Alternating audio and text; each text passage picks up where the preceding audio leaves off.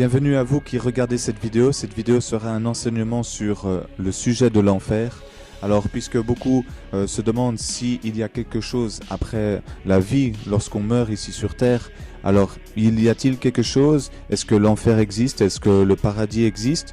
Alors si l'enfer existe, d'où vient-il? Pourquoi est-ce que Dieu a créé l'enfer?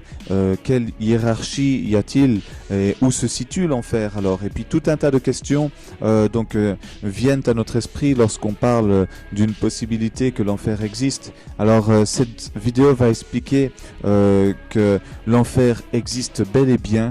Et nous allons donc aller dans la profondeur du message sur le sujet de l'enfer afin que vous compreniez bien d'où vient l'enfer, pourquoi il a été créé et la raison pour laquelle il y a un enfer et voilà, quelle sera la finalité et quel est le but d'avoir donc justement l'enfer. Donc cela peut paraître un concept très cruel pour certains, cela peut paraître très effrayant pour d'autres et donc on va essayer de comprendre ensemble au travers de la Bible et au travers de témoignages et au travers d'une vidéo vraiment très instruisante comment l'enfer a été créé, pourquoi l'enfer a été créé, par qui et dans quel but. Et nous allons donc avoir des témoignages aussi. Et donc cette vidéo sera faite sur deux parties. Je vous conseille vivement de regarder les deux parties. C'est très important de regarder les deux et pas que une. Et j'ai séparé les deux donc pour que ça soit pas trop long à regarder, que ce soit assez plaisant à écouter. Et donc je vous invite vraiment à regarder les deux parties. Donc cette première partie sera consacrée sur une vidéo qui va retracer l'histoire de l'enfer, donc l'histoire et les origines du mal, d'où l'enfer est né, qu'est-ce qu'il y avait avant que l'enfer soit créé et à partir de quand l'enfer a été créé et alors l'histoire de la chute des hommes. Nous allons donc avoir ici dans cette première partie une vidéo vraiment très intéressante et très instruisante, vraiment très agréable à regarder au sujet justement de l'enfer, au sujet des origines et de l'histoire selon la Bible. Et vous allez vraiment apprécier, je pense, de regarder cette vidéo. Et donc voilà, je vous parlerai de temps en temps dans la vidéo, au travers de cette vidéo-ci. Je vais faire quelques pauses pour expliquer certaines choses que j'aimerais rajouter. Donc voilà, que Dieu vous bénisse et n'oubliez pas de regarder la deuxième partie et surtout faites partager ce message car j'ai été beaucoup persécuté afin de parvenir à faire ce message. À partir du moment où j'ai voulu commencer ce thème, j'ai été très très fort attaqué en esprit. J'ai mis 3 semaines pour parvenir à mes fins, pour vous dire. Donc voilà, c'est que ça dérange l'ennemi. Donc je veux vous dire que le message ici, il va forcément déranger les puissances des ténèbres et c'est une raison en plus pour laquelle je suis vraiment partant de le faire. Et je vous demande de contribuer à cette œuvre, contribuer à ce travail, à la propagation du message, à la propagation de la vérité. Donc si vous avez aimé cette vidéo, partagez-la et si vous avez trouvé des vérités, si vous avez été exhorté, instruit, partagez-la aussi. Vous connaissez mon site internet qui est pour l'instant en reconstruction. On est ici en mai 2017. Il sera en reconstruction jusqu'en juin ou juillet. Et la chaîne YouTube reste disponible. Donc dieu-jésus.com. Vous pouvez vous y abonner et vous recevrez donc mes enseignements, mes vidéos, les musiques que je fais. Et voilà, tout ce qui sera ajouté par la suite. Donc soyez bénis, profitez bien de ces révélations et de ces instructions, cette exhortation, de cet enseignement pour mieux connaître ce que c'est l'enfer et pourquoi il est là et tout ce qu'il y a comme question autour. Voilà, que Dieu soit béni, que Dieu soit glorifié au nom de Yeshua. Amen. Pratiquement tout le monde sur Terre, quelle que soit sa religion ou sa nationalité, reconnaît qu'il y a une sorte de lutte qui fait rage dans le monde qui nous entoure, entre les forces du bien et du mal. Une lutte colossale entre la lumière et l'obscurité, la vérité et l'erreur, l'oppression et la liberté, le bien et le mal, et ultimement, la vie et la mort. Quelle histoire se cache derrière ce paradoxe flagrant? De nombreuses religions, y compris la Bible, enseignent qu'au-delà du voile en 3 dimensions de notre monde physique, existe un autre monde spirituel très réel que nous ne voyons pas.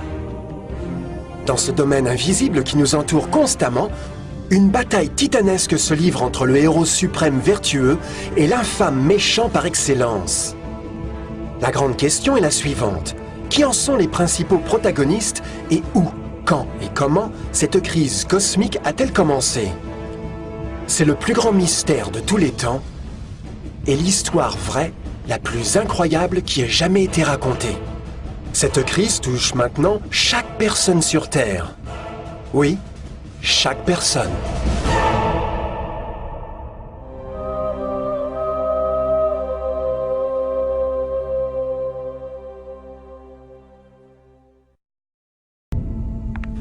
L'histoire humaine a été criblée de scènes de guerre, et chaque personne a connu le conflit. Mais pour comprendre l'origine du mal, nous devons remonter le temps, jusqu'à la toute première guerre de l'univers. Parce que cette bataille n'a pas eu lieu sur Terre. Avant même que notre monde ait existé, il y eut une guerre dans le ciel. Même les mots « la guerre dans le ciel » sonnent comme le paradoxe suprême. C'est presque inimaginable pour nous qu'il puisse y avoir une bataille et une lutte parmi les êtres parfaits de Dieu au paradis. Que pourrait être la cause de ce conflit céleste? Heureusement, un livre ancien appelé la Bible nous donne assez de détails afin que nous puissions établir un étonnant compte-rendu. Bien que tragique, c'est aussi une histoire d'amour incroyable qui s'étend à travers les âges, touchant personnellement vous et moi et chaque individu sur Terre. Notre histoire commence il y a bien longtemps dans le centre de l'univers, dans un lieu appelé le ciel, rempli d'êtres angéliques, enchantés de remplir la volonté de Dieu. Sous le juste et le bien-aimé gouvernement du Créateur, tout le ciel jouissait d'une existence de joie et de bonheur parfait. Le prince suprême du ciel et commandant des anges était le Tout-Puissant et le Fils aimé de Dieu. Il s'appelait la parole de Dieu. Donc avant qu'il ne soit révélé sous le nom de Yehoshua HaMashiach, c'est-à-dire Jésus le Christ, la parole de Dieu était Jésus le Christ, puisque Jésus le Christ ne s'est révélé sous ce nom qu'à partir du moment où il s'est incarné, où il a pris le corps d'un homme, d'un bébé, qu'il a grandi, qu'il est devenu un adulte et qu'il a, accompli toute l'œuvre du Père que le Père l'avait envoyé faire ici sur terre. Mais avant qu'il ne soit Jésus le Christ, lui n'était pas un homme. Avant qu'il ne devienne homme, il était la parole de Dieu. Et Jean 1,1 nous dit que la parole était au commencement avec Dieu et que la parole était Dieu, qu'elle était au commencement avec Dieu, mais qu'elle était Dieu. Donc tout comme l'image du Père qui est Dieu et du Fils qui est Dieu, du Saint-Esprit qui est Dieu, mais que les trois sont un. La plupart le connaissent de par le nom qu'il a pris quand il est venu sur terre, Jésus. Il ne faisait qu'un de but et d'esprit avec Dieu le Père. Le ciel, conformément à l'autorité compatissante du Père, du Fils et de l'Esprit, s'est avéré être un endroit de merveille, de paix et de joie. Pour mener à bien les ordres de Dieu, la Trinité était entourée d'un océan virtuel d'innombrables ministres d'esprit appelés les séraphins et les chérubins, ou plus communément connus en tant qu'anges. Ces créatures puissantes et intelligentes ont trouvé leur plus grande joie en faisant l'offre du Tout-Puissant. Mais Dieu a créé un ange extraordinaire pour servir de chef à l'entière foule céleste. La Bible nous dit que son nom était Lucifer, qui signifie porteur de lumière. Ce chérubin était le plus grand être créé par Dieu et a tenu la position la plus proche du trône de Dieu, directement sous Jésus dans l'autorité céleste. Le travail de Lucifer était de communiquer la lumière et la connaissance de la volonté de Dieu à tous les autres anges. Lucifer était l'être le plus splendide créé par Dieu. Il était extrêmement beau et doté de pouvoirs étonnants de direction et d'organisation. Parmi les anges, il était très admiré, respecté et aimé comme un ami. Pourtant, Dieu avait prévu la misère que Lucifer était sur le point d'introduire, dans le royaume de la lumière. Plein de sagesse, parfait en beauté, couvert de toute espèce de pierres précieuses. Tu étais un chérubin protecteur, aux ailes déployées. Je t'avais placé, et tu étais sur la sainte montagne de Dieu. Tu marchais au milieu des pierres étincelantes. Tu as été intègre dans tes voies, depuis le jour où tu fus créé, jusqu'à celui où l'iniquité a été trouvée chez toi. Comme Lucifer a commencé à réfléchir sur sa propre beauté et son pouvoir, son cœur s'est peu à peu mis à changer. Il a tourné son centre d'intérêt pour se détourner de Dieu, et il a dirigé son amour sur lui-même. Nous ne pourrons jamais vraiment comprendre comment et pourquoi ces graines de rébellion ont germé dans son cœur. Mais le prophète Ésaïe fournit cet aperçu de la pensée de Lucifer. Comment est-ce possible? Te voilà tombé du haut du ciel, toi l'astre brillant du matin.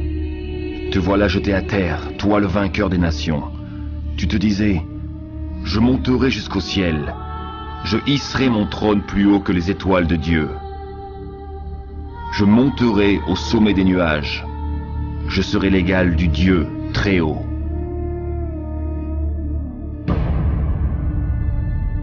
Lucifer a progressivement commencé à convoiter le pouvoir de Dieu, mais pas son caractère.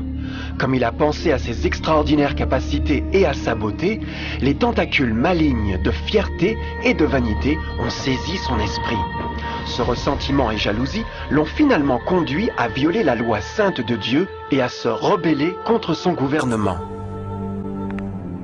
Nous devons marquer une pause ici et éclaircir quelque chose.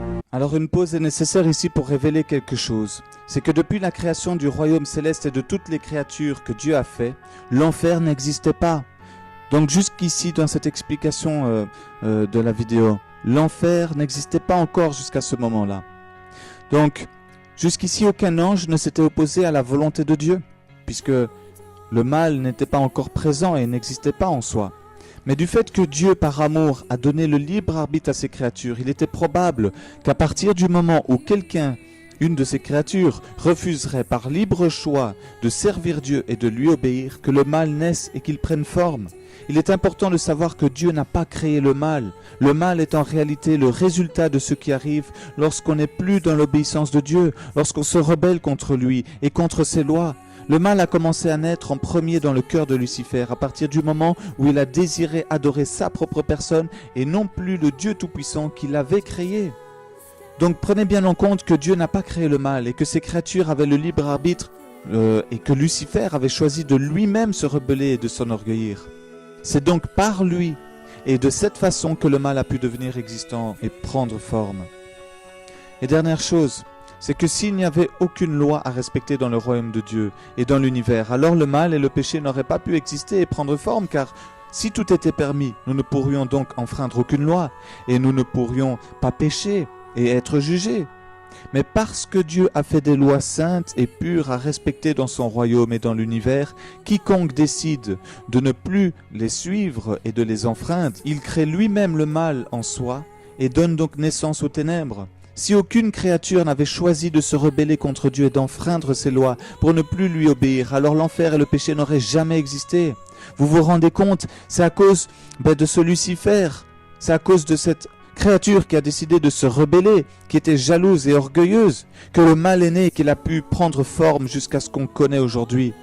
Lucifer, qu'on appelle le diable ou Satan, est donc le coupable. Dieu n'est pas coupable que le mal existe, qu'il y a des guerres, qu'il y a des meurtres, qu'il y a des suicides, qu'il y a toutes sortes de viols, de vols, de tortures, de crimes et de massacres. Oui, Dieu n'est coupable de rien de tout ça, puisque nous avons le libre arbitre. Mais d'où vient la source de ces problèmes? De Lucifer, d'une créature de Dieu qui s'est rebellée, d'une créature qui a décidé d'être son propre Dieu, alors qu'elle n'était que créature. C'est comme si vous créiez une bouteille d'eau et que la bouteille d'eau, un jour, vous lui donnez le don de parler d'une manière ou d'une autre, comme un robot à qui vous donnez le don de parler. C'est comme si ce robot, cette bouteille d'eau, un jour se dit « Non, c'est fini, je n'ai plus de créateur, je suis mon propre créateur, je suis votre créateur. » Mais c'est tellement ridicule. Comment cette créature peut se rebeller contre vous? Comment un robot que vous avez programmé, que vous avez vous-même créé, pourrait un jour dire « C'est moi qui me suis créé » ?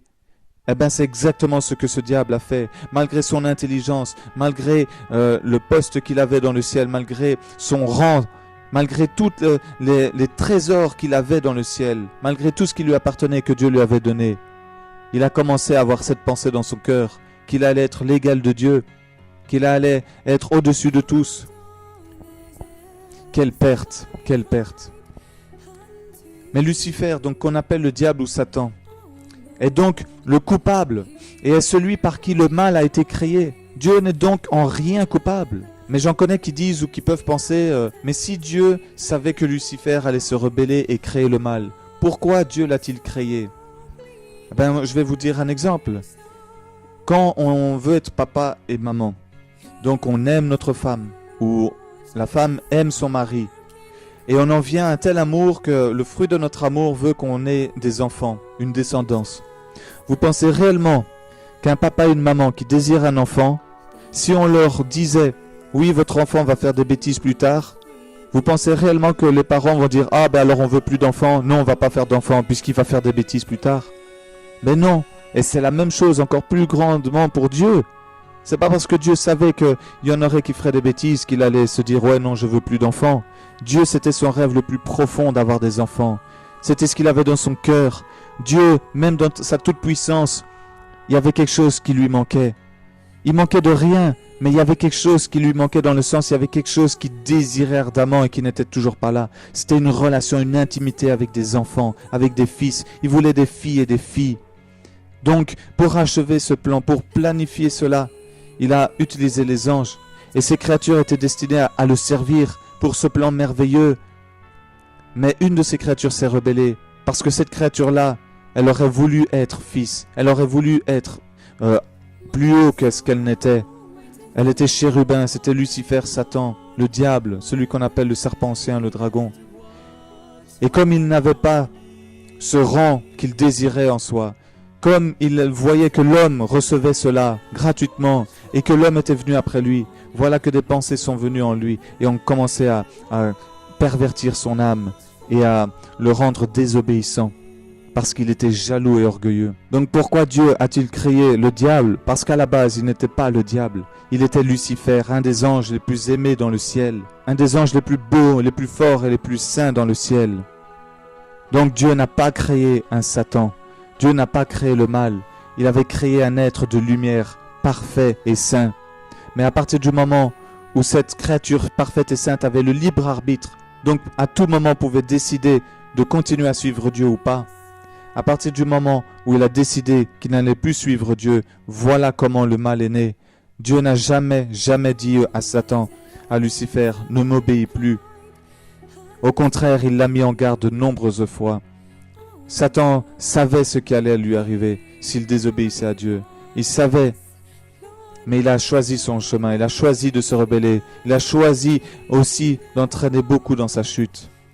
Donc Dieu, c'est pas parce qu'il savait que ces choses-là allaient arriver qu'il allait passer à côté de son rêve. Dieu, quand il a un rêve, personne ne peut arrêter ce rêve, personne ne peut l'empêcher d'accomplir son rêve. Quand Dieu donne un ordre, personne ne peut arrêter cet ordre. Quand Dieu dit une parole, cette parole ne revient pas sans avoir fait et fait. Donc lorsque Dieu a dit « je veux des enfants, je vais faire l'homme, je vais créer les hommes », rien n'aurait pu arrêter son rêve. Même pas une créature qui allait se rebeller. Tout comme un papa et une maman qui désirent avoir un enfant. Même s'ils savent que l'enfant va faire des bêtises étant petit et risque d'être un voyou ou un méchant ou un délinquant, ce n'est pas pour autant que le père et la mère vont dire « ah ben tu sais quoi, je veux plus d'enfants ». Donc voilà, Dieu a quand même créé Lucifer, sachant ce qui allait devenir. Parce que non seulement il aimait Lucifer, parce qu'il avait foi en ce que ces créatures le choisiraient lui et l'obéiraient éternellement. Mais vu que certains allaient ne pas lui obéir, Dieu ne s'est pas arrêté dans son plan, parce qu'à côté de ça, une très grande multitude allait décider de le suivre, de l'aimer, de l'obéir. Donc ce n'est pas pour les quelques créatures qui allaient se rebeller que Dieu allait se priver pour l'éternité des enfants et des fils et des filles qu'il désirait tant avoir et qui allaient, eux, le suivre, l'obéir et l'aimer pour l'éternité. Imaginez que vous créez une maison. À la base, la maison, elle est propre, elle est parfaite, elle est exactement comme vous la désirez. Vous l'achetez, vous rentrez dedans, tout est propre, il n'y a pas de poussière, tout est parfait. Eh bien voilà ce que Dieu fait. À chaque fois que Dieu fait quelque chose, c'est la même chose que lorsqu'on vient dans une maison pour la première fois et qu'elle nous plaît. On est étonné, on trouve cela beau, on se dit c'est ici que je veux vivre, c'est ici que je veux vivre toute ma vie. C'est la même chose pour Dieu. Quand il a créé l'homme, il a dit c'est en cela que je veux vivre, c'est dans cette créature que je veux vivre. Je veux établir mon temple dans cette créature. Je veux vivre éternellement avec cette créature. Dieu était en émoi, Dieu était heureux. Il était émerveillé par cette créature qui maintenant allait être son enfant, qui allait donc accomplir ce rêve qu'il avait d'avoir une intimité, une relation. Dieu se suffisait à lui-même, Dieu n'avait pas besoin de nous. Mais il voulait partager ce bonheur. Il ne voulait pas le garder pour lui. Il aurait pu garder son bonheur pour lui et ne jamais nous créer, ne jamais rien créer d'autre que des choses qui seraient que pour lui. Il aurait pu être tout seul dans l'éternité pour toujours. Mais non, Dieu avait un plan, il avait un rêve et rien ne l'arrêterait. Et c'était d'avoir un fils et une fille comme vous et moi. Il nous voulait, nous tous, nous les hommes. Il nous a créés pour être à lui, pour vivre en nous pour l'éternité. Donc, même si des créatures allaient se rebeller par la suite, comme Lucifer, rien n'allait l'empêcher d'accomplir son rêve. Donc si vous vous demandiez pourquoi Dieu a quand même créé Lucifer, voilà une réponse qui n'est pas complète, mais qui est déjà un élément de base à comprendre, et qui est déjà une base de réponse. Vous savez, je vous ai donné l'exemple de parents qui aimeraient avoir des enfants. Eh bien, c'est la même chose quand les parents savent que l'enfant va faire des bêtises étant petit. C'est pas pour autant qu'ils vont dire « Ah non, je vais pas l'aimer, je ne l'aimerai plus, je vais pas le mettre au monde. Je ne veux plus d'enfant. » Non, au contraire, ils vont avoir cet enfant, mais ils auront tout le temps l'espoir qu'en grandissant, l'enfant va s'assagir et devenir gentil et bon. Voilà ce que eux vont travailler aussi dans leur éducation. Ils vont essayer de faire en sorte de donner une bonne éducation, de bons parents je parle, et de transmettre de bonnes valeurs, et donc de faire en sorte que l'enfant devienne quelqu'un de bien et de bon. Et c'est ce que Dieu fait. Quand Dieu met une créature au monde, quand il crée une créature, Dieu a pour espoir que cette créature restera sainte, pure, parfaite et bonne, comme lui il l'a créée, comme lui le veut. Après, du fait que nous avons le libre arbitre, la créature peut prendre un choix qui va complètement dérouter le plan de Dieu, qui va complètement le changer, que d'une créature sainte et parfaite et pure et bonne, il va devenir une créature impure, malsaine, impropre, impure, mauvaise et démoniaque. Donc ça, ce n'est pas la faute de Dieu. Ce n'est pas la faute de Dieu. C'est nous-mêmes qui choisissons si nous resterons bien ou mauvais, si nous irons vers le bien ou le mal, si nous combattrons pour le bien ou pour le mal, pour la vérité ou pour le mensonge. Donc Dieu n'est coupable de rien encore une fois là-dessus. Donc les parents auront toujours dans l'espoir que leurs enfants choisiront un bon chemin et qu'ils seront obéissants. C'est exactement la même chose pour Dieu qui nous aime et qui est notre Père. Mais il nous donne le libre choix de lui obéir et de l'aimer. Il ne nous impose rien. C'est nous qui choisirons de faire le bien ou le mal lorsqu'on grandira. Donc Dieu dans son amour, Dieu dans son rêve le plus profond qui était d'avoir des enfants et une relation de père à fils et de Dieu à serviteur, il a décidé de ne pas nous créer comme des robots. Les robots sont obligés d'aimer. Imaginez vous programmez un robot et vous le programmez pour vous dire « je vous aime ». Alors ce n'est pas de l'amour véritable. Donc pour ceux qui disent oui, mais Dieu aurait dû nous faire obéissants quoi qu'il arrive, ne pas nous faire pécher, que nous aurions dû l'aimer et l'obéir et le suivre quoi qu'il arrive, ben alors en réalité nous aurions été des robots. Nous aurions été créés et programmés pour l'aimer, mais ça n'aurait pas donc été sincère. Est-ce que un robot, quand vous le programmez pour dire « je vous aime » ou que vous avez un programme d'enregistrement qui fait que le robot répète ce que vous dites « je vous aime » et le robot dit « je vous aime ». Est-ce que vous sentez que c'est de l'amour sincère? Est-ce que vous sentez que vous avez une relation? Vous êtes heureux dans cette relation? Est-ce que vous sentez que vous avez une intimité avec ce robot? Mais pas du tout. Eh bien, de la même manière que vous sentez que vous n'avez pas d'amour avec un robot qui répète les choses, qui est programmé, eh bien, de la même manière, Dieu ne voulait pas créer des humains, des êtres humains qui étaient programmés pour l'aimer, qu'ils soient comme des robots, parce qu'alors il n'y avait pas de réel amour, pas de réelle intimité, pas de réelle amitié. Donc Dieu nous a donné le libre choix par amour, afin que ceux qui, par leur choix, décideraient d'aimer, de suivre et d'obéir à Dieu, montreraient par là qu'ils l'aimeraient vraiment et qu'ils étaient volontiers prêts à donner leur amour et à partager cette intimité, cette relation avec lui. Et c'est ça que Dieu désire depuis le début. C'est comme un père, il désire que son fils ait une relation, une intimité, qu'il partage beaucoup de moments et qu'ils s'aiment, qu'ils soient, oui, dans une pureté, dans une sainteté, mais qu'ils s'aiment et qu'ils communiquent ensemble.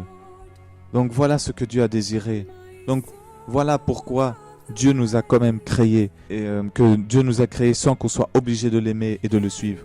Qu'il a décidé de faire différemment. Il a décidé de ne pas nous programmer comme ça. Qu'il a décidé que nous-mêmes, nous le choisirions ou pas. Et malheureusement, quitte à perdre des enfants, mais au moins les vrais enfants, ceux qui décideraient d'eux-mêmes de le suivre, de l'obéir, de l'aimer, alors Dieu vivrait avec eux éternellement et leur donnerait tout de lui, sauf ce qui fait qu'il est Dieu. Donc tout son royaume, tout son héritage, tous ses attributs, ses dons, ses fruits, son caractère, etc. Donc quand un enfant naît dans le monde, les parents savent qu'il sera ou bon ou mauvais, mais les parents par amour, de bons parents, supporteront tout, seront prêts à tout, même à mourir pour leur enfant. Et c'est exactement ce à quoi Dieu était prêt dans son cœur, à mourir pour ses enfants, puisque sachant que ses enfants allaient tous pécher, puisque tous les hommes allaient pécher et être condamnés, eh bien Dieu, afin de les sauver, était prêt à mourir pour les hommes, à la place des hommes. Et cela montre donc que Dieu n'y est pour rien dans ce que Lucifer a fait et dans le mal qui est venu ensuite. Dieu n'a donc pas créé le mal, Dieu n'a donc en rien été coupable de ce que Lucifer a fait, de ce qu'une de ses créatures a fait, en menant beaucoup d'autres créatures à le suivre et faire pareil. Mais Dieu, au contraire, a trouvé une solution lui-même, puisque nous n'étions pas capables de nous sauver.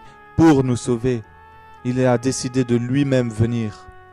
Et que si Lucifer n'avait pas décidé de se rebeller, il n'y aurait jamais eu de mal ou d'enfer. Vous comprenez? Donc Dieu souffre. Dieu n'est donc pas le Dieu cruel qu'on représente ici sur terre. Dieu n'est pas ce Dieu cruel. Souvent les gens disent « Ah, mais Dieu est cruel parce que, et il est sadique parce qu'il a créé le mal, il a créé l'enfer. » Je viens de vous expliquer que c'est faux. Dieu n'a ni créé le mal et ni voulu que l'enfer existe. Mais il a créé l'enfer pour des raisons que je vais vous expliquer encore plus profondément dans cet enseignement. Mais l'enfer n'existait pas jusqu'à ce que jusqu'à ce que des anges se rebellent contre lui et décident de ne plus lui obéir. Donc, de la création du royaume de l'univers jusqu'à ce que Lucifer se rebelle, Dieu n'avait pas créé l'enfer, donc l'enfer n'existait pas. Dieu est bon, et il a toujours été, et le sera toujours. Donc jamais, jamais, il n'avait voulu qu'on en arrive là, et que ces créatures se rebellent, et qu'il soit amené à créer l'enfer, pour que ces anges déchus qui s'étaient rebellés contre lui soient punis et chassés de son royaume, pour qu'ils ne puissent pas en faire chuter encore plus d'autres, et détruire le rêve de Dieu, qui était d'avoir ses serviteurs, les anges, auprès de lui pour l'éternité, et les chérubins, et les séraphins, et toutes les créatures célestes, mais aussi, et encore combien plus, les enfants de Dieu, ses fils et ses filles, les hommes, les femmes qui allaient devenir ses enfants. Gloire à Dieu, gloire à Yahweh des armées, gloire à Yahweh Mekadishkem, Yahweh Rapha, gloire à Yeshua HaMashiach, Jésus-Christ. Au commencement, Dieu a décrété les lois de physique pour régir le monde matériel dans lequel nous vivons. Sans les lois naturelles de l'univers, ce serait le chaos. De la même manière, la loi morale de Dieu a toujours assuré la sécurité et la stabilité dans le cosmos. Certains croient que les 10 commandements n'ont pas existé, jusqu'à ce que le Seigneur les ait livrés à Moïse sur le mont du Sinaï. Mais l'Écriture nous enseigne que les principes de la loi de Dieu ont existé à travers l'éternité, car ils sont le fondement même de son royaume céleste d'amour. Toutes ces ordonnances sont véritables, affermies pour l'éternité, faites avec fidélité et droiture. Les 10 commandements sont un résumé du caractère d'amour de Dieu. Les 4 premiers commandements décrivent qui est Dieu, son pouvoir, son territoire et son autorité. Les 6 derniers décrivent à quoi ressemble Dieu, son honnêteté, sa pureté, sa fidélité. Toutes ces choses étaient toujours vraies et le seront toujours. Maintenant, pour la première fois dans l'histoire de l'éternité, Lucifer a commencé à violer ses principes parfaits. Lucifer savait que s'il devait jamais partager le pouvoir et le statut de Dieu, il aurait besoin d'appui. Donc il est allé travailler. Il a commencé de façon détournée à circuler parmi les autres anges, plantant des graines de doute et de mécontentement quant à la direction de Dieu. En même temps, il mettrait subtilement en évidence ses propres vertus. Il a insinué que Dieu abusait de son pouvoir divin et sa loi limitait la vraie liberté et le bonheur de ses créatures. Avec son raisonnement intelligent et ses pouvoirs incomparables d'influence, Lucifer a réussi à convaincre un grand nombre d'anges pour le rejoindre dans sa révolte. Peut-être vous vous demandez, comment pourraient tant d'anges intelligents être dupés en suivant ce trompeur? Bien, gardez à l'esprit jusqu'à ce point qu'aucun ange n'avait jamais entendu un mensonge. Et à ce stade précoce de la rébellion, les anges n'ont pas réalisé à quel point Lucifer serait obsédé à acquérir la position de Dieu. Ils n'ont pas su qu'il daignerait par la suite à torturer et assassiner le propre Fils de Dieu sur la croix, dans une tentative pour s'emparer de son trône. Étrangement, Lucifer a pensé qu'il pourrait dissimuler sa véritable attention à Dieu. Malheur à ceux qui cachent leurs desseins pour les dérober à l'Éternel, qui font leurs œuvres dans les ténèbres et qui disent « Qui nous voit et qui nous connaît ?» Ne pensez pas pour un instant que la rébellion de Lucifer eût surpris Dieu, ou l'eût frappé d'ignorance. Le Seigneur connaît toutes choses, y compris les pensées de ses créatures. Il a compris exactement ce qui se passait dans l'esprit de Lucifer. Et dans l'amour de la miséricorde, Dieu a mis en garde l'ange entêté de son danger. Mais enfin, la fierté et l'amour-propre ne permettaient pas à Lucifer de se repentir. Ainsi, il a choisi la rébellion ouverte contre Dieu, plutôt que l'humble obéissance. Certains se sont demandé, signifie-t-il que Dieu a créé un ange défectueux? Non, mais il a en effet créé un Lucifer avec la liberté de choix. Vous voyez, la liberté de choix est une chose merveilleuse, mais il porte avec cela un risque incroyable, y compris le risque de rébellion, et la possibilité que l'amour de Dieu pourrait être rejeté. Vous voyez, l'amour réel ne peut pas venir d'une créature préprogrammée. Il ne peut pas être forcé. Il doit être volontairement donné. Par exemple, aussi mignon que ce petit chien de robot est, il pourrait jamais vraiment m'aimer. Je peux lui donner l'air de m'aimer, mais ce n'est que seulement la réalisation des instructions préprogrammées. Il n'a pas le choix. D'autre part, ce petit individu est vraiment heureux de me voir. Il a choisi de me donner son affection, et compte tenu du temps, notre relation grandirait et se renforcerait. Comme je l'ai aimé, me suis soucié de lui. De la même manière, Dieu d'amour veut seulement l'amour véritable de ses créatures intelligentes.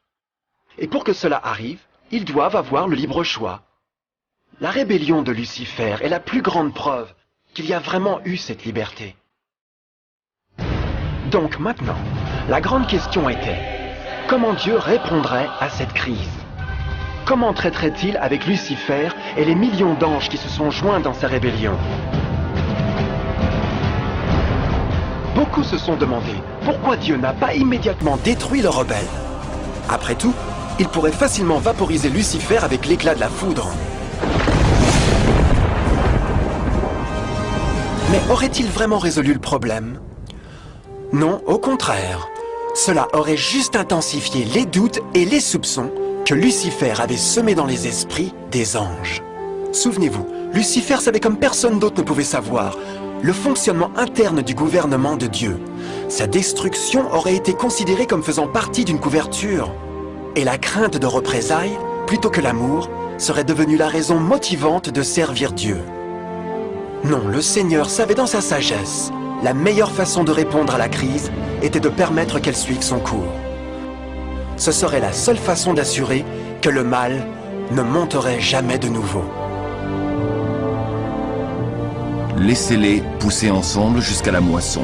Et à ce moment-là, je dirai au moissonneur, enlevez d'abord la mauvaise herbe et liez-la en botte pour la brûler. Puis vous rentrerez le blé dans mon grenier. Dans la parabole du blé et de l'ivraie, Jésus illustre qu'une saison de grandir est nécessaire pour une plante pour révéler sa vraie nature.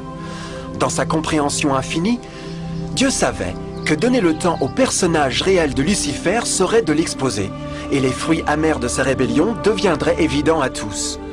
Jusqu'à présent, les citoyens de l'univers étaient peu familiers avec le péché, et où il pouvait mener, mais cela changerait quand ils sont venus pour voir par eux-mêmes son épouvantable nature autodestructive.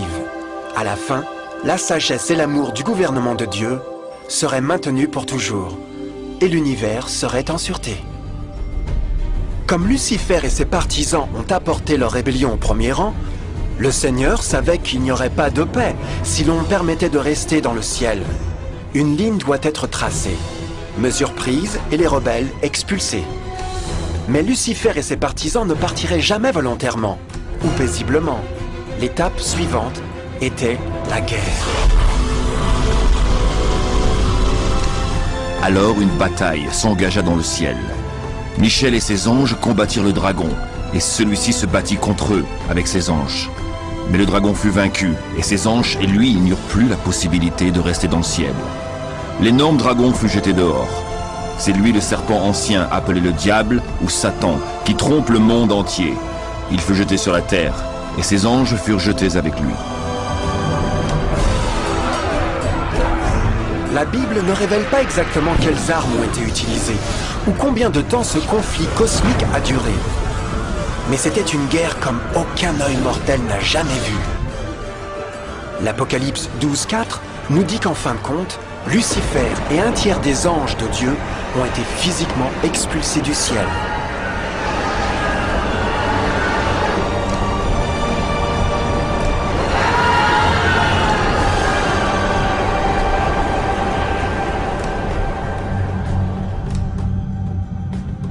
Mais que se passera-t-il ensuite?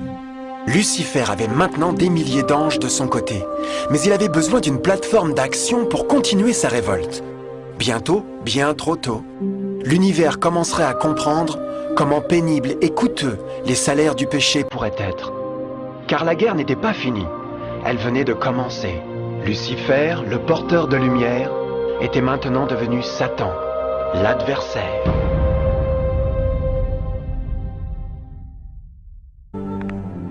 Nous devons marquer une pause ici et éclaircir quelque chose. Donc Dieu a dû créer l'enfer, le séjour des morts, suite à la chute des anges déchus, c'est-à-dire des anges qui se sont rebellés et qui ont été chassés du paradis en attente de leur jugement. L'enfer n'existait pas jusqu'à ce moment où Dieu fut obligé de chasser les rebelles du paradis. Donc dans la vidéo, vous voyez qu'au moment où Jésus, la parole de Dieu, a dû donc chasser les anges du paradis qui avaient été déchus, qui s'étaient rebellés contre lui. C'est seulement à ce moment-là, juste un peu avant, que Dieu a créé donc l'enfer pour les mettre dans ce lieu. L'enfer était un lieu que Dieu avait créé, préparé pour les anges déchus.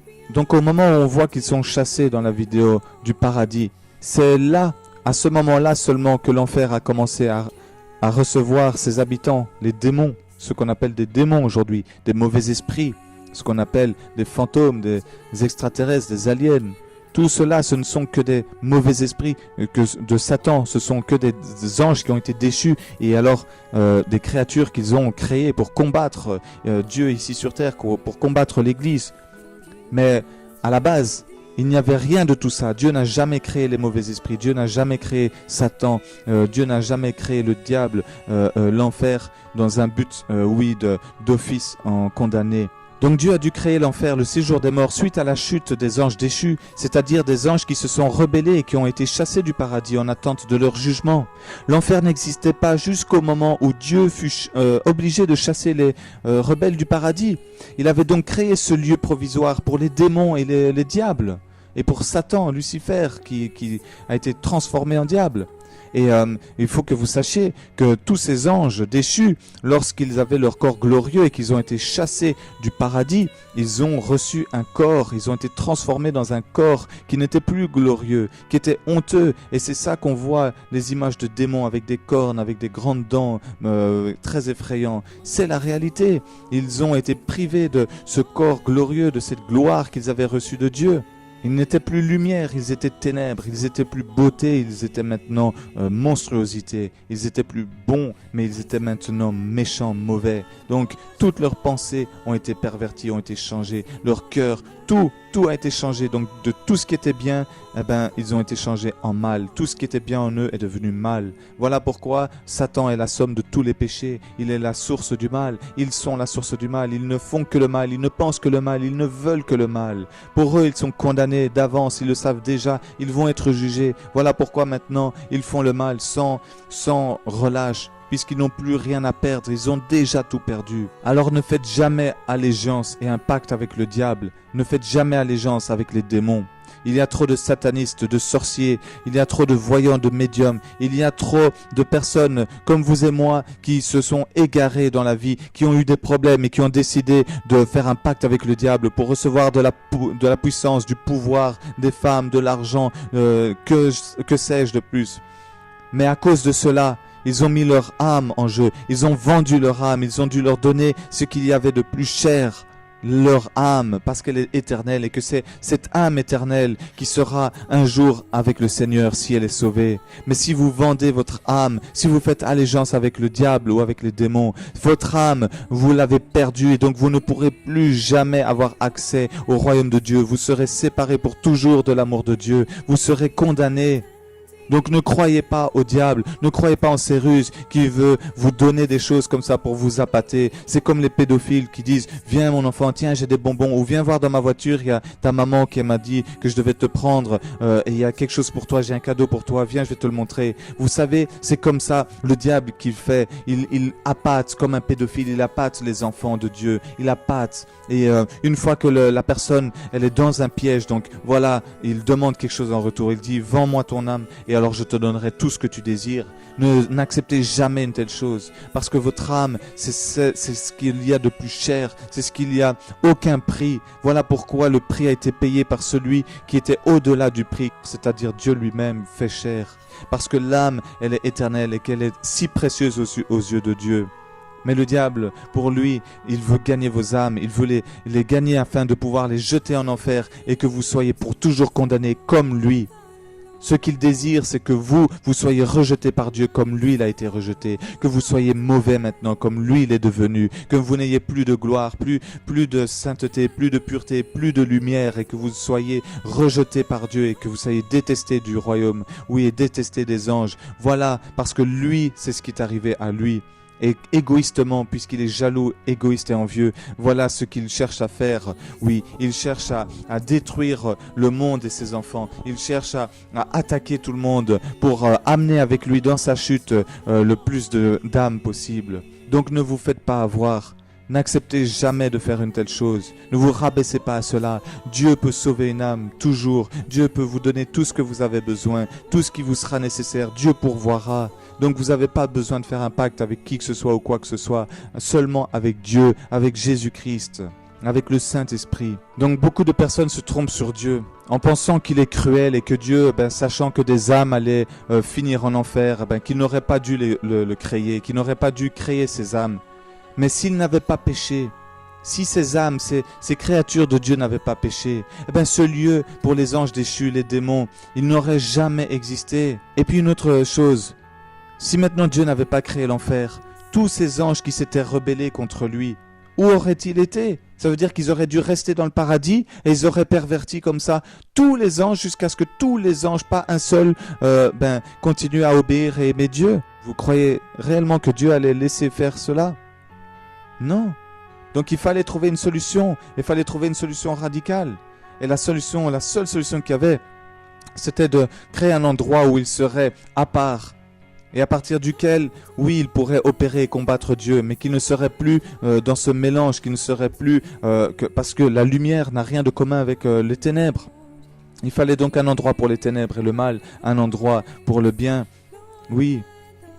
Et l'endroit pour le bien existait déjà, c'était le royaume. Donc c'était aux anges déchus et aux ténèbres d'être chassés. Voilà pourquoi ils ont été en enfer, mis en enfer, placés là.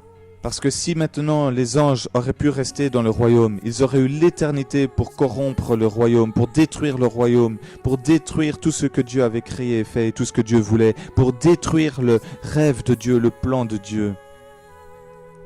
Donc Dieu ne pouvait pas rester sans réagir et sans agir. Dieu est juste, il est saint, et il possède toute la sagesse et l'intelligence. Il a donc planifié de les mettre là en attendant le jugement dernier, car ils seront jetés pour l'éternité dans le lac de feu. Et tous ceux qui ont suivi, le diable et son armée aussi. En attendant, il y eut juste un énorme problème, c'est que la Bible dit que nous sommes esclaves de celui à qui on obéit. Et comme Adam et Ève étaient soumis à Dieu, ils l'obéissaient. Mais Satan a mis un plan à exécution pour prendre le contrôle des humains, d'Adam et Ève et du reste, et du monde aussi. Et en même temps, devenir maître de cette terre et d'eux. Car Dieu avait donné l'autorité à l'homme.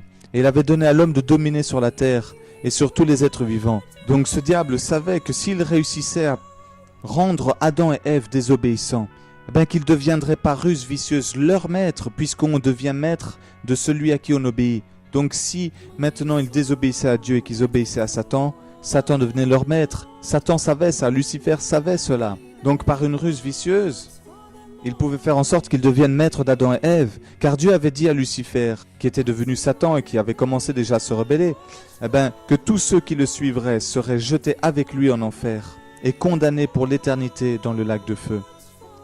Donc il n'avait plus rien à perdre. Et son but désormais, c'était d'amener avec lui le plus de personnes dans sa chute. C'est comme si je suis au bout d'une montagne, je suis sur le haut d'une montagne, et tout d'un coup, je me mets à tomber. Mais imaginez, la pensée du diable, c'est « Oh, je vais essayer d'amener le plus de personnes avec moi dans ma chute pour que le plus de personnes meurent avec moi. » Voilà, c'est quoi la pensée du diable. Donc c'est comme si moi, je suis en train de tomber sur cette montagne, et alors je me dis « Ah, je vais en accrocher plein et je vais essayer de les tirer avec moi. Comme ça, je suis pas mort tout seul. » Voilà la pensée égoïste et mauvaise de Satan. Et donc c'est de cette manière que le diable est devenu le prince des ténèbres, et c'est-à-dire aussi le maître de ce monde. C'est comme ça qu'il a un contrôle à cause du péché sur autant de personnes dans l'humanité, dans le monde. Donc beaucoup de personnes posent alors la question, mais pourquoi Dieu n'a pas empêché tout cela? Pourquoi il n'a pas empêché tout cela de se produire et comme il est tout puissant, pourquoi est-ce que avec son pouvoir il n'a pas arrêté tout cela? Car comme je vous l'ai dit au tout début, et comme vous l'avez entendu plusieurs fois dans cette vidéo, Dieu a donné le libre arbitre aux anges et aux hommes. Du coup, lorsque Dieu donne quelque chose et qu'il crée quelque chose, il ne le reprend pas comme un voleur, il ne peut pas aller à l'encontre aussi de ce qu'il a établi lui-même. Donc comme il a créé les anges et les hommes avec une âme et un esprit qui sont éternels, Dieu ne pouvait pas les anéantir et il ne les anéantira jamais. Ce qui est éternel reste éternel. Comme les anges et nous-mêmes les hommes, nous avons reçu de Dieu la liberté de choisir. Il est obligé, Dieu, de nous la laisser et il ne peut forcer personne ou imposer à personne d'aller contre le libre arbitre de cette personne. Voilà pourquoi Dieu, même s'il est tout-puissant, ne s'est pas permis d'empêcher Lucifer, Satan et les démons et les êtres humains de faire le mal qu'il planifiait. Et malgré que Dieu connaissait tout cela d'avance, il n'a pas permis que cela cesse. Il ne pouvait pas, du fait qu'il a donné le libre arbitre. Donc Dieu n'est coupable de rien de ce qui se produit de mal, puisque c'est nous-mêmes qui créons ces choses. Donc Dieu ne pouvait rien empêcher de tout ça, vu le libre arbitre de chacun, mais Dieu savait que le diable allait piéger les anges, puis les hommes. Donc celui qui est cruel et méchant, ce n'est pas Dieu, mais c'est le diable et son armée. C'est les ténèbres, c'est le mal qui est en eux, c'est le mal qu'ils font eux. Dieu, lui, ne fait que du bien. Donc j'ai un simple exemple. Imaginez que c'est votre anniversaire et vous avez 18 ans. Vous avez toujours rêvé de conduire, d'avoir une voiture et voilà, c'est le grand jour. Imaginez que votre père vous fasse la surprise pour votre anniversaire de vous avoir acheté une voiture. Et que dans votre entourage, il y ait quelqu'un de très jaloux de vous, qui vous déteste vraiment à en mourir et qui se dit en lui-même: ouais, tu sais quoi, moi je vais attendre la nuit qui tombe, je vais attendre que cette personne elle dorme, comme ça quand il sera dans un sommeil bien profond, moi je vais aller dans son garage, je vais casser sa voiture, je vais casser son rêve, je vais déchirer son permis, je vais voler tout ce qu'il possède. Imaginez qu'il ait réussi son plan diabolique. Est-ce que vous trouverez normal qu'on dise que le fautif dans cette histoire c'est le père, alors que le père, lui, il a fait une surprise à son enfant et l'enfant était heureux, c'était son rêve d'avoir une voiture, de conduire, et quelqu'un vient le détruire jalousement et vous direz « Ah, c'est la faute du père, il avait qu'un pas lui acheter une voiture ». Eh ben c'est la même chose pour Dieu, c'est abominable de dire ça. Le fautif dedans, c'est celui qui était jaloux, c'est celui qui a tout détruit. C'est celui qui a fait le mal, c'est lui le cruel, c'est lui le méchant. Eh bien voilà qu'est l'histoire biblique. Dieu n'est pas cruel, Dieu n'est pas méchant. Mais le diable est jaloux, le diable est méchant. Il déteste l'humanité, il nous déteste. Il déteste tout ce qui vient de Dieu et qui est bon. Tout ce qui est amené à vivre pour l'éternité avec lui.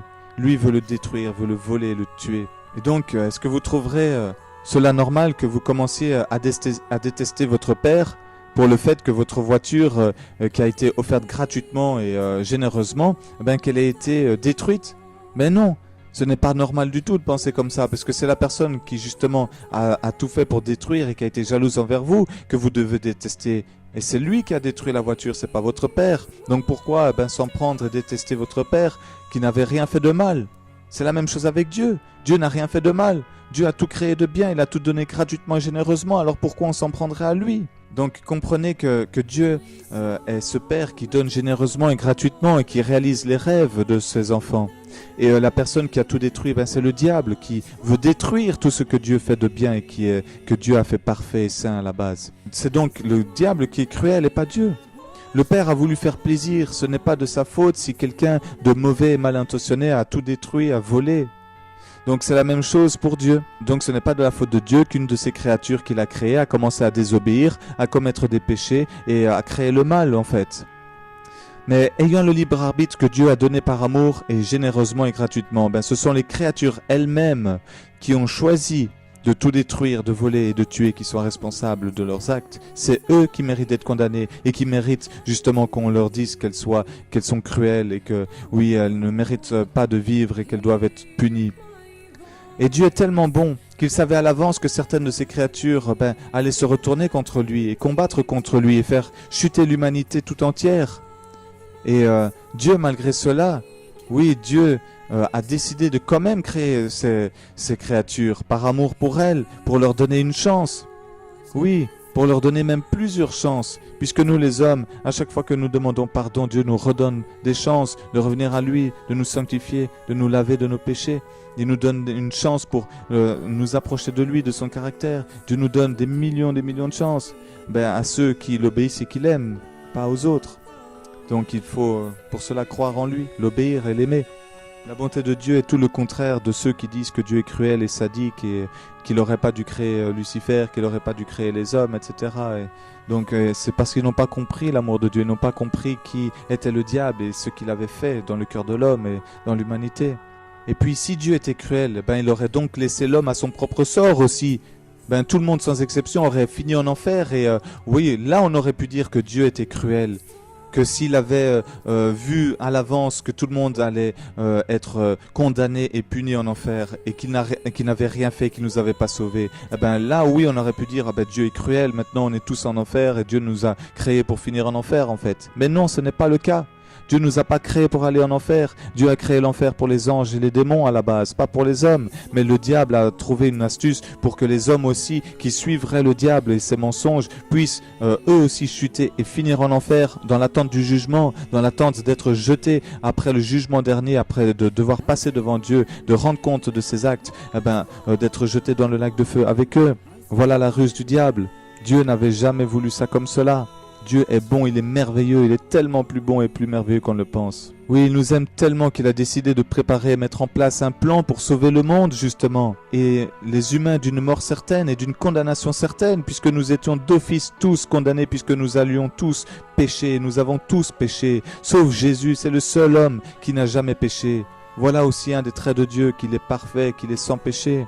Donc Dieu a décidé de venir lui-même sur terre, donc la parole de Dieu, qui est devenue donc Jésus-Christ ici sur terre, Yeshua HaMashiach, est venu pour nous sauver, pour vivre cette vie de sainteté et de pureté et cette vie sans péché, pour que justement lui paye le prix que nous n'étions pas capables de payer, afin que nous puissions être sauvés et pardonnés et lavés de ces péchés-là.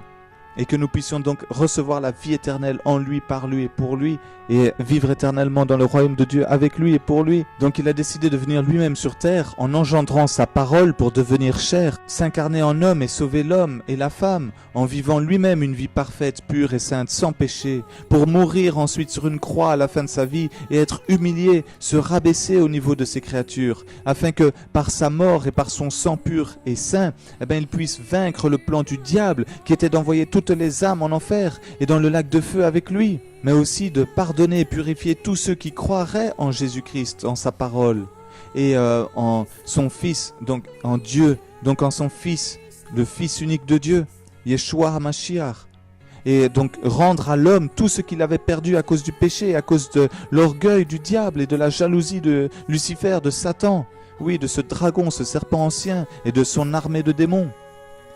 Donc Dieu n'est vraiment pas cruel, c'est Satan qui est cruel, c'est Satan qui est méchant, qui est mauvais, c'est Satan qui vous déteste, qui nous déteste, qui détruit tout, c'est lui qui crée les guerres, qui crée tout ce qu'il y a ici de mauvais sur la terre.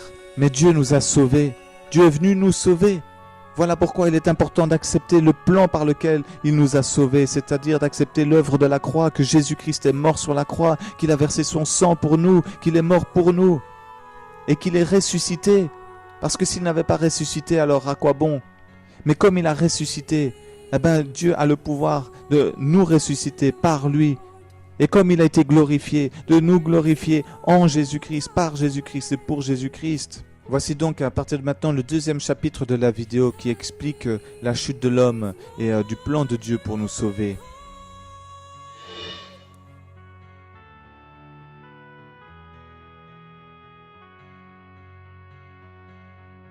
Après la guerre dans le ciel, Satan et ses anges déchus ont été bannis des cours de gloire. Pendant un certain temps, le diable et ses démons ont erré par l'univers cherchant sans succès des mondes pour s'associer avec eux dans leur rébellion. Pendant ce temps-là, le cœur de Dieu eut profondément senti le vide créé par la perte de Lucifer et ses anges. Ainsi le Père, le Fils et le Saint-Esprit sont revenus à leur travail préféré, le merveilleux travail de création. Ils ont décidé de faire un nouveau monde, rempli d'une myriade de créatures étonnantes et diverses à aimer. Ce nouveau monde serait unique parce que les créatures principales seraient faites en la propre image de Dieu. Pour eux, le Seigneur donnerait aussi la dominion de cette nouvelle planète que nous connaissons maintenant comme la Terre. Au commencement, Dieu créa le ciel et la terre. Dieu constata que tout ce qu'il avait fait était une très bonne chose. Quelle vue impressionnante à contempler! Dieu formant un tout nouveau monde, notre planète, la Terre. Et avec chaque merveilleux jour de la semaine de création, quelque chose de nouveau et spectaculaire surgit brusquement de la scène. Par exemple, au troisième jour, Dieu a parlé et la belle végétation abondante jaillit dans l'existence. Les plantes de toutes les couleurs, de formes et de tailles.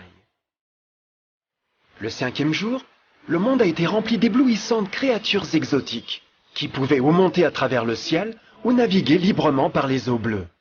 Et certains pouvaient faire les deux. Le sixième jour, l'introduction d'une vaste et grande diversité d'animaux terrestres. De l'éléphant géant au tamia minuscule, chacun trouvèrent une maison sur la nouvelle planète et un endroit pour vivre en harmonie avec le reste de la création. Et ainsi le sixième jour, Dieu créa l'homme. Dieu dit enfin, faisons les êtres humains qu'ils soient comme une image de nous. Le Seigneur Dieu prit de la poussière du sol et en façonna un être humain. Puis il lui insuffla dans les narines le souffle de vie, et cet être humain devint vivant. Ensuite le Seigneur Dieu planta un jardin au pays d'Éden, là-bas, vers l'est, pour y mettre l'être humain qu'il avait façonné.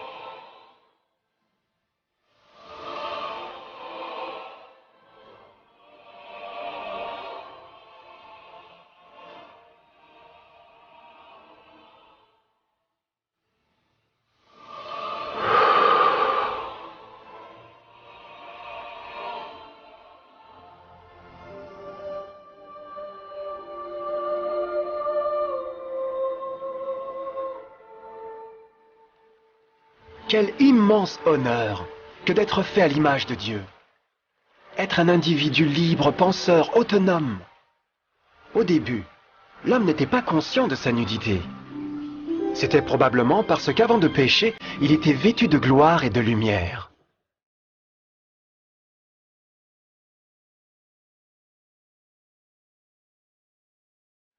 Dieu a aussi créé le compagnon idéal pour Adam, sa belle femme Ève.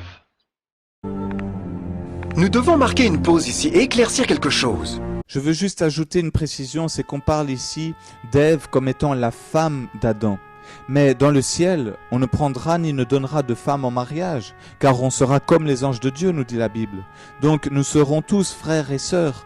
Voilà pourquoi personne ne sera marié. Voilà pourquoi personne ne sera marié dans le ciel. Nous serons tous mariés avec l'époux, qui est Yeshua HaMashiach dans le ciel. Oui, nous serons un avec lui, et nous attendons ce mariage et les noces de l'agneau d'ailleurs. Et je dis cela par rapport à Adam et Ève. C'est que lorsque Dieu créa Ève, à partir de l'os d'Adam, et qu'Adam a dit on l'appellera femme car elle a été prise de l'homme, eh ben, on ne peut pas dire qu'elle était sa femme mariée. Ils étaient saints, purs, parfaits, et ils n'avaient pas eu de rapport sexuel jusque-là, donc ils n'étaient pas encore mariés, ils n'étaient pas encore rapprochés par les liens du mariage. Ils étaient frères et sœurs, ils étaient créatures de Dieu, enfants et filles de Dieu.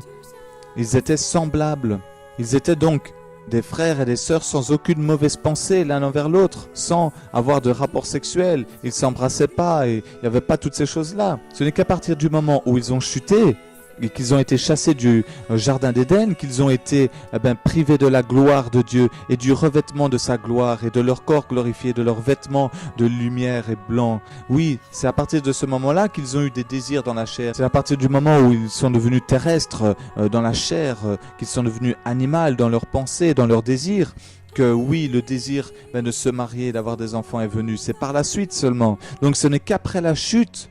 Ce n'est qu'après la chute qu'ils ont pris conscience de ces choses. Et après la chute, sans mariage, ils n'auraient jamais eu de relation sexuelle.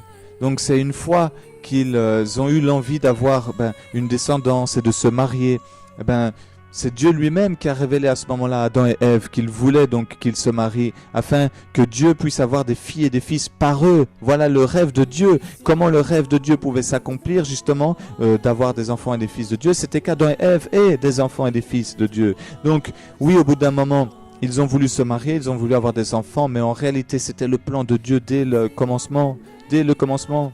Voilà pourquoi Adam et Ève avaient été créés avec, avec des organes reproducteurs. C'était dans ce but-là. Mais ici, c'est Dieu lui-même qui, au bout d'un moment, leur a révélé que c'était son plan et son désir. Donc Adam et Ève ont fini par se marier ici sur terre, mais après la chute et au bout d'un certain temps après leur chute, c'était pas directement. Mais Adam et Ève donc n'eurent pas de relation avant le mariage et ils ne se marièrent pas tout de suite après la chute. Donc ce n'est qu'à partir de là et pas avant que Ève fut réellement la femme d'Adam, dans le sens de femme mariée, dans le sens où on l'entend aujourd'hui quand on dit femme, et non plus juste de femme car elle venait de l'homme, comme a dit Adam.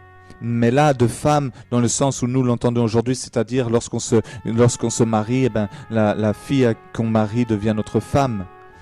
Donc si vous voulez en savoir plus sur la vie d'Adam et Ève, de leur chute, leur histoire, leur testament, ce qu'ils ont vécu avant et ce qu'ils ont vécu pendant la chute, pendant leur vie dans le ciel et pendant leur vie sur terre, je vous conseille vraiment un livre merveilleux qui va vous apprendre énormément dessus et qui va compléter vraiment le livre de la Genèse d'une manière extraordinaire. Ce livre s'appelle le livre d'Adam. Vous pouvez aussi l'intituler Le combat d'Adam et Ève ou le testament d'Adam. Il suffit que vous alliez sur Google et que vous tapez dans le moteur de recherche le livre d'Adam ou le combat d'Adam et Ève et vous trouverez ce livre. Alors vraiment lisez-le sans commencer à avoir de préjugés parce que c'est un livre apocryphe, donc sans commencer à vous dire ah non moi je lis pas ce genre de choses ou quoi que ce soit. Lisez-le d'abord et faites-vous une opinion parce que le Saint-Esprit c'est comme ça qu'il va vous parler. Le Saint-Esprit va pas vous dire non ne lis pas ça, ne te renseigne pas sur ça ou quoi. D'abord renseignez-vous, lisez et alors le Saint-Esprit vous aidera et vous révélera des choses. De toute façon, si vous êtes vraiment enfant de Dieu, si vous êtes vraiment un fils et une fille, si vraiment vous avez le Saint-Esprit en vous, lorsque vous lirez ce livre, vous comprendrez ce que moi j'ai pu ressentir en lisant ce livre. Vous comprendrez si c'est la vérité ou pas. et Dieu vous convaincra. Mais dedans, en tout cas, moi j'y ai trouvé énormément de révélations. Donc voilà, je tenais à faire cette parenthèse sur Adam et Ève par rapport au fait que Adam et Ève n'étaient pas mariés, qu'on l'a appelé femme. Oui, Adam l'a appelé femme, mais c'était pas le sens de maintenant. Nous, quand on entend femme, ça veut dire c'est quelqu'un qui est marié à son mari. Voilà ce qu'est une femme aujourd'hui. Mais là, elle était femme, ça voulait avoir un sens par rapport au fait qu'elle venait de l'homme. Maintenant, une femme mariée est réellement femme de son mari. Et donc voilà, je tenais à préciser pour pas qu'il y ait d'amalgame et de mauvaise compréhension. Donc je tenais à faire cette parenthèse aussi parce que beaucoup peuvent imaginer qu'Adam et Ève étaient mariés avant la chute et qu'ils avaient eu des rapports sexuels, peut-être même qu'il y en a qui croient cela. Ils n'avaient aucun désir dans la chair. Ils n'avaient aucune convoitise des yeux. Oui. Donc si ils n'avaient aucune convoitise des yeux, de la chair, ils ne pouvaient pas avoir de désir sexuel. Ils avaient un corps glorifié, donc ils ne faisaient pas de choses sexuelles dans le jardin, devant Dieu, devant la parole de Dieu, à côté de lui. Ils n'avaient pas des relations là où ils voulaient. C'était pas encore connu d'eux. Ils n'avaient pas encore cela. Ils n'avaient pas encore connu cela. Ces choses-là sont impures dans le ciel. Et ils n'avaient encore pas été mariés. Ils n'avaient pas encore eu de cérémonie au niveau du mariage. Donc il y a une différence entre Adam qui dit à Dieu, on l'appellera femme car elle vient de l'homme, et le fait d'appeler femme une fille qui s'est donc mariée à un mari. Ce n'est donc qu'après la chute, étant sur terre, qu'il fut marié femme et pas avant, et qu'ils eurent ensuite leur première relation sexuelle et puis des enfants par la suite.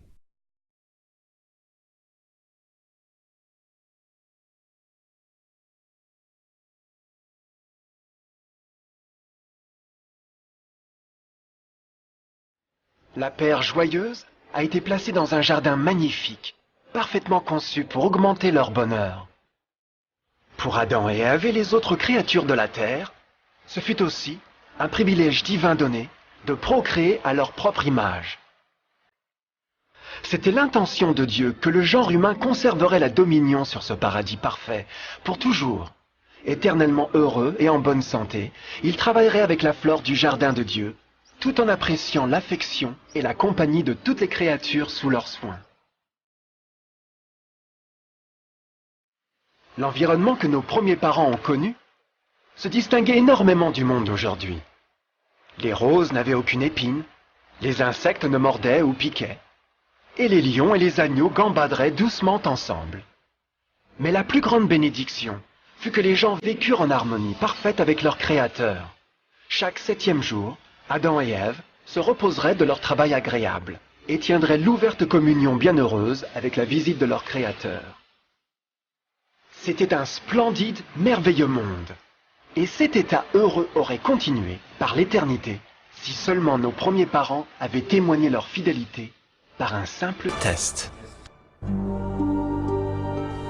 Mais tu ne mangeras pas de l'arbre de la connaissance du bien et du mal, car le jour où tu en mangeras, tu mourras.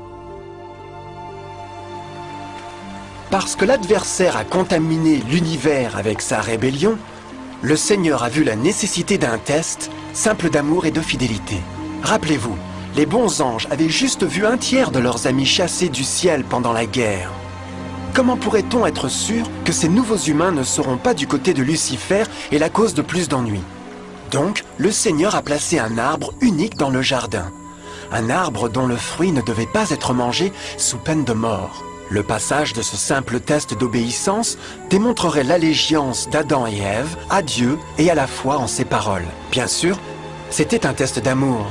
C'était pourquoi Jésus a dit dans John 14, « Si vous m'aimez, gardez mes commandements. » Mais quelqu'un d'autre a appris ce test de foi, et il fut déterminé à l'utiliser à son avantage. Satan était très jaloux des gens heureux, qui appréciaient maintenant la vie bénie qu'il avait perdue. Leur existence heureuse tenait de contraste complet avec la sienne, qui était maintenant pleine de culpabilité, de péché et de misère. Dans son ressentiment menaçant et de colère, il ne se contentait pas de laisser la paire innocente seule. Pour le pécheur, toujours cherche à rabaisser les autres avec lui.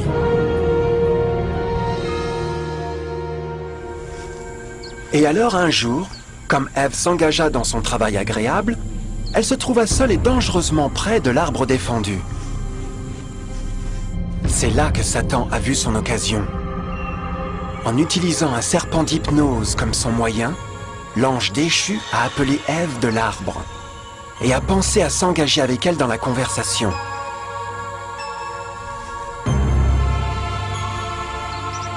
Ces mots charmants ont été soigneusement calculés pour inspirer une méfiance envers Dieu.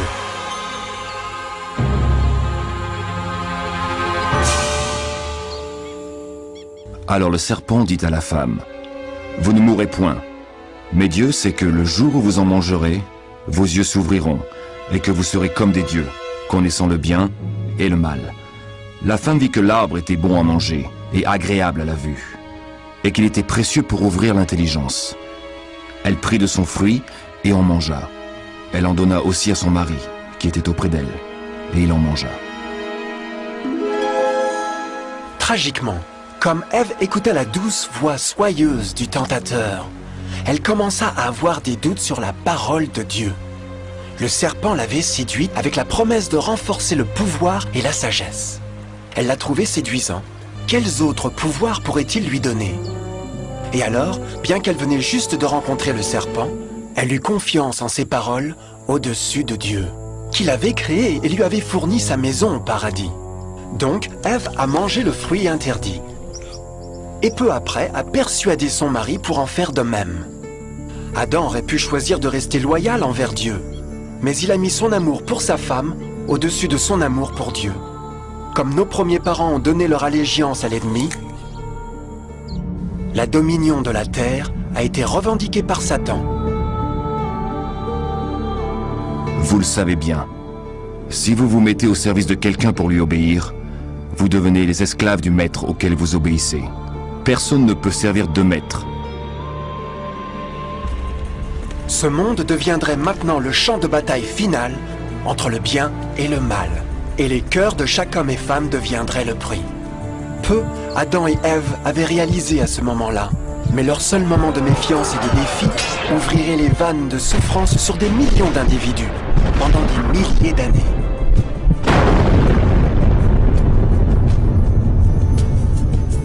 C'est pourquoi, comme par un seul homme, le péché est entré dans le monde, et par le péché la mort, et qu'ainsi la mort s'est étendue sur tous les hommes, parce que tous ont péché. Nos premiers parents ont bientôt commencé à faire face aux terribles résultats de leur péché. Dans leur saint état, Adam et Ève rougeoyaient avec les robes de gloire. Après qu'ils eurent péché, ces robes naturelles de lumière se sont effacées et sont devenues mortifiées par le sens de leur nudité. La honte et la crainte ont remplacé leur joie et paix, et ils ont cherché à couvrir leur nudité de feuilles. Ils se sont maintenant aussi trouvés sous l'influence constante du diable. Céder à la tentation a affaibli leur vraie nature, et Satan avait gagné un nouveau pouvoir sur l'humanité. Le peuple ne pouvait plus résister aux tentations du diable par leur propre force. Finalement, et le plus terrifiant, ils se sont trouvés vivant sous une menace de condamnation à mort. Dieu les avait avertis que la désobéissance apporterait la mort. Ils avaient déjà éprouvé la mort spirituelle. Combien de temps faudrait-il pour qu'ils souffrent de la mort physique aussi bien? À ce point, leur avenir ne tenait à rien qu'obscurité et désespoir. C'est ainsi qu'il chassa Adam, et il mit à l'orient du jardin d'Éden les chérubins qui agitent une épée flamboyante pour garder le chemin de l'arbre de vie. Tout comme le péché avait causé l'expulsion des anges déchus de leur maison céleste, maintenant, à cause de leur désobéissance, Adam et Ève furent chassés de leur maison du jardin au paradis. Tout autour d'eux changeait rapidement, et l'humanité s'est trouvée susceptible au chagrin d'amour, maladie et finalement la mort. Même les animaux et les plantes ont été affectés par l'épouvantable malédiction. Les épines et les chardons apparurent maintenant sur des arbres et des fleurs, et les animaux qui autrefois étaient doux ont commencé à tuer et à se dévorer.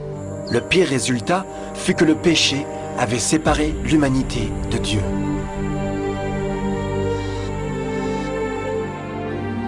Mais ce sont vos crimes qui mettent une séparation entre vous et votre Dieu. Ce sont vos péchés qui vous cachent sa face et l'empêchent de vous écouter. À la création, à Adam et Ève ont été donnés l'honneur de converser avec les anges. et même Dieu le Fils, face à face. Mais Dieu est si parfaitement pur et saint qu'aucun mal ne peut exister en sa présence. Maintenant que les premiers humains avaient péché, Dieu retira sa sainte présence d'eux pour leur propre protection. Le péché avait brûlé une cataracte sur l'âme de l'homme, ainsi il ne pouvait plus voir la dimension spirituelle. Désormais, la communication directe avec le ciel serait limitée. Alors que toutes ces malédictions tombèrent sur Adam et Ève, le cœur du Seigneur était transformé avec une tendre compassion. La loi qu'ils avaient transgressée ne pouvait pas être changée pour les sauver, car c'est aussi sacré et immuable que Dieu lui-même. Le Seigneur savait qu'il n'y avait qu'une seule façon pour l'homme de se repentir. Ainsi, un plan a été révélé, né du même cœur de Dieu, un plan pour sauver l'homme de son rendez-vous avec la mort éternelle et rétablir tout ce qu'il avait perdu par le péché. Ce serait un effort étonnant dans sa profondeur, portée et puissance. Mais ce plan impliquerait aussi un énorme sacrifice.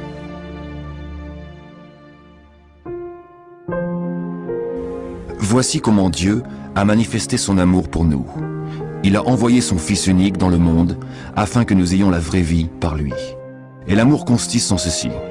Ce n'est pas nous qui avons aimé Dieu, mais c'est lui qui nous a aimés. Il a envoyé son Fils qui s'est offert en sacrifice pour le pardon de nos péchés. L'Écriture sainte enseigne clairement, dans Romains 6, 23, que le salaire du péché est la mort. La loi brisée exigeait la vie du pécheur. Et il n'y avait seulement qu'un dans tout l'univers qui pourrait être qualifié comme le remplaçant de l'humanité. Seul le Créateur pourrait payer la dette de ses créatures en étant debout à leur place. Ainsi, Jésus-Christ, le Fils de Dieu, a volontairement consenti à quitter la pureté, la gloire et la sécurité du ciel. Il viendrait à mourir en tant qu'homme sur cette mauvaise planète renégate. Il serait né comme un bébé innocent sans défense, supporterait une vie de douleur et de honte, néanmoins aurait une vie parfaite et victorieuse. Finalement, il mourrait d'une mort humiliante pour être debout comme un remplaçant de l'humanité tombée. Par son sacrifice, on pourrait étonnamment offrir à l'humanité encore une chance à la vie éternelle. Son sang fournirait la rançon pour le monde qui aurait été enlevé par Satan. Ce merveilleux plan de rédemption a été graphiquement illustré dans le système de sacrifice animal ordonné par Dieu après la chute de l'homme. Le Seigneur avait averti Adam et Ève qu'ils mourraient le jour où ils mangeraient le fruit défendu. Aussi, comment se faisait-il qu'ils sont restés en vie? La Bible nous dit que sitôt après leur péché, Dieu a fourni vêtements pour eux en forme de peau animale.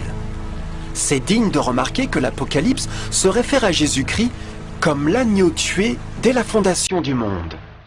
Ceci indique qu'un agneau a été tué ce jour-là pour empêcher leur mort immédiate.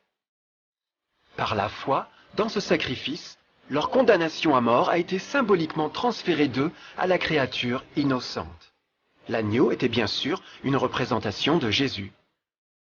Et alors, une lueur d'espoir est subvenue dans leur situation apparemment sombre et désespérée. Par le repentir et la foi dans le sang du Messie à venir, n'importe quel homme pourrait de nouveau devenir un enfant de Dieu. Mais en dépit de ce plan merveilleux, pour l'instant Satan avait toujours dominion sur la terre, et donc la vie sur terre ne serait pas toujours facile. Vous aurez des tribulations dans le monde, mais prenez courage, j'ai vaincu le monde. Beaucoup se demandent naturellement pourquoi un Dieu d'amour et tout-puissant permet la douleur et la souffrance dans notre monde d'aujourd'hui. Mais il est clair dans la Genèse que Dieu nous a jamais destinés à connaître la douleur et les épreuves de cette vie. Comme elle est venue de la main de Dieu, la terre fut un merveilleux paradis. C'était le péché d'Adam et Ève qui avait donné à Satan le droit de revendiquer le contrôle de cette planète. À cause de leur choix tragique, le diable et ses favoris ont gagné le pouvoir de tenter et torturer les gens, en infligeant la maladie, la douleur et la souffrance. Peut-être une meilleure question serait pourquoi Satan n'a pas le plein contrôle de l'humanité? La réponse est Jésus-Christ. Vous pouvez déjà vous rendre compte que la mort de Jésus sur la croix a fourni à chacun d'entre nous l'occasion d'être sauvé. Mais en réalité, il fait beaucoup plus que cela. Quand le Sauveur a offert sa vie pour racheter la terre, cet acte imposait des restrictions sur le contrôle de Satan sur l'humanité. Satan ne pouvait pas forcer notre volonté, et son pouvoir de nous nuire serait limité. Le sacrifice du Christ nous a aussi apporté un temps de probation, où nous pourrions voir par nous-mêmes la différence entre le gouvernement de Dieu et Satan, pour ensuite décider qui nous serviront. Finalement, grâce au sacrifice désintéressé de Jésus, le royaume de Satan aura une fin, et la terre sera un jour rendue à l'homme plus merveilleuse qu'elle n'était au commencement. Ainsi, quand Adam et Ève ont commencé leur vie comme exilés du paradis, ils gardèrent toujours espoir. Dieu avait fourni des peaux d'animaux sacrifiés pour couvrir leur nudité. Mais plus important encore, il avait promis le sang de l'agneau de Dieu pour couvrir leurs péchés, s'ils acceptèrent le Christ et de se repentir. Une grande question demeurait. Le peuple accepterait-il le cadeau généreux de Dieu? Comment échapperons-nous en négligeant un si grand salut? L'histoire étonnante que vous venez d'entendre est vraie, et elle vous touche. À cause du désir de Satan d'être Dieu, et la méfiance d'Adam et Ève, et la désobéissance à Dieu, nous nous trouvons tous dans une situation périlleuse. D'une part, l'humanité a été énormément favorisée par Dieu, avec une deuxième chance de regagner notre maison d'Éden. D'autre part, si nous échouons à profiter de cette merveilleuse occasion, nous devenons des esclaves à Satan et serons en fin de compte détruits quand Dieu nettoiera l'univers des péchés. Amis, il n'y a pas de meilleur moment pour prendre votre décision pour Jésus que maintenant. Aucun de nous ne sait combien de temps nous devrions vivre sur cette terre. Nos vies peuvent finir immédiatement. Jésus a manifesté un grand intérêt pour votre bien-être et son amour pour vous l'a poussé à fournir un moyen d'échapper à la destruction à venir. Il vous demande juste de l'accepter, de se repentir de vos péchés. Par le Christ, vous pouvez trouver la grâce et recevoir un nouveau cœur pour devenir comme lui par le caractère. La triste nouvelle est que Satan cherche par tous les moyens de vous empêcher d'accepter le cadeau du salut de Dieu. Par les occupations de vie, d'amour de l'argent ou bien d'autres distractions fascinantes, il travaille pour vous garder occupé avec rien. Mais ce qui importe vraiment le plus, votre salut éternel. Car vous voyez, la réalité de la situation est que si vous ne choisissez pas Jésus, vous aurez choisi, par défaut, Satan. Bien que le choix épouvantable d'Adam et Ève ait apporté la mort indicible et la misère, vous avez maintenant une chance de prendre une meilleure décision. Dieu vous offre une paix qui satisfera le désir le plus profond de votre âme, et une joie qui vous soulèvera au-dessus des épreuves de ce monde. Le désir ardent du cœur de Dieu est pour vous sauver et pour être avec lui au paradis. Mais le seul qui peut vous garder au ciel est vous. Imaginez comment tragique serait-il si vous deviez inutilement rejeter ce précieux cadeau. Vous pouvez choisir aujourd'hui d'accepter ce salut que Dieu a promis. En fait, à ce moment même, vous pouvez accepter la vie éternelle par Jésus-Christ. Puis-je vous inviter à me rejoindre maintenant dans une prière simple, acceptant sa merveilleuse offre? S'il vous plaît, répétez après moi. Cher Père Céleste, je viens à vous maintenant et demande humblement votre pardon. Seigneur, je confesse que je suis un pécheur et j'ai brisé votre loi sainte. Je comprends que la peine pour le péché est la mort. Je crois que Jésus-Christ a souffert et est mort sur la croix en punition pour tous mes péchés. Je crois que Jésus a ressuscité et je l'accepte comme mon sauveur personnel. À partir de ce moment, je vous donne ma confiance du cœur, vous, pour être le Seigneur de ma vie. S'il vous plaît, pardonnez tous mes péchés et envoyez votre esprit pour m'aider à accomplir votre volonté. Je vous remercie pour votre grand amour et accepte votre cadeau de vie éternelle. Et je prie ces pensées au nom de Jésus. Amen.